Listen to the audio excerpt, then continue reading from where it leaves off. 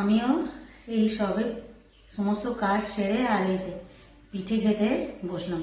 কালকে রাত্রিরে আমার ঠিক খাওয়া হয়নি, রাত্রিবেলা খেতে না ভয় লাগে যে এক্ষুনি গ্যাস হবে, অম্বল হবে। আগেকার লোক ভালো খেতেও জানতো, করতেও জানতো। এখন খেতে জানে কিন্তু ভয়ে ভয়ে খায় আর কি। আর করতে হলে তো সে আরো আগে বলবে যে আমি খাই না।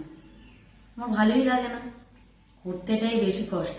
কিন্তু আমাদের পার্বণ করতেই হয়, সে অল্পই হোক আর বেশিই হোক। তো সেরকম অল্প করেই করেছিলাম, খুব বেশি যে করেছি তা নয়। আর আমার বাড়িতেও সেম, ছেলেরা খুব একটা বেশি পছন্দ করে না। আর আমি তো এখন করিই না, আগেও অত করতাম না। ওই এক পিস দু পিস রাত্রের জন্য ভাত বা রুটি এটা বরাদ্দ ছিল। তো কালকে একটু মুড়ি খেয়েই শুয়েছিলাম রাত্রিরে, আর এখন সকালে খাচ্ছি দুটো নিয়ে।